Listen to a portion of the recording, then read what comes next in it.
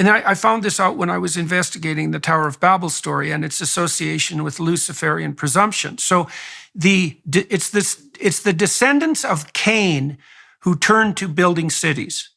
And it's the descendants of Cain who first build weapons of war.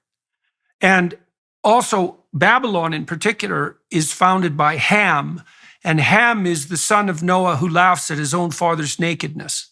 Right, so that's all tangled up in the story of the Tower of Babel. Now, what seems to happen, and I see this with modern Luciferian intellects, you see this on the engineering front often. Like, I have a lot of respect for engineers, but they tend to presume that the proper way forward is a technological way, is that the way you deal with the fundamental existential concerns of life is through technological mastery.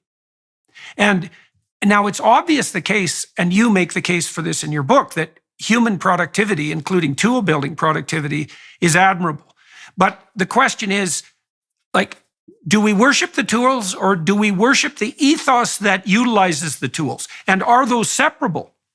And I think the way the Enlightenment types went wrong is that they didn't understand that there was an ethos that made objective science possible, and that ethos was encapsulated in a narrative, not in science itself.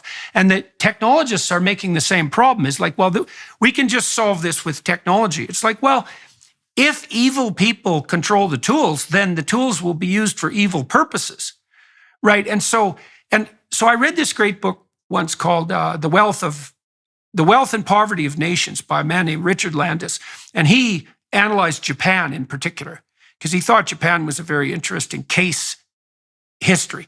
The Japanese have a very disciplined culture, and after World War II, it was a westernized culture. And Japan is very, very wealthy, but Japan has no natural resources. So then you might say, well, what's the basis of Japanese wealth? And the answer is something like, well, it's an ethos.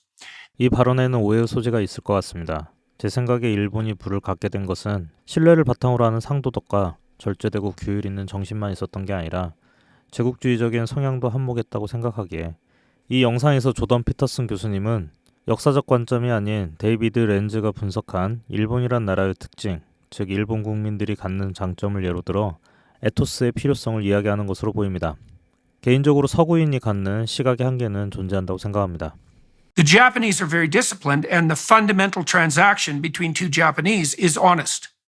Like, I think you could say that there isn't any other natural resource, except air, maybe, the air we breathe. The only natural resource is trust. And trust is predicated on, like, you can't trust productively unless people are honest. And if people are honest and trustworthy, then they can cooperate in a manner that makes abundance not only possible, but inevitable.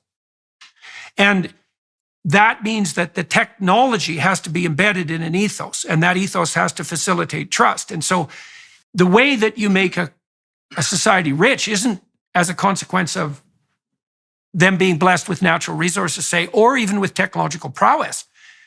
It's that all of that's embedded in an ethos, and that ethos is the one that enables people to cooperate and compete productively and generously. And that's the ethos that seems to be laid out in the biblical corpus.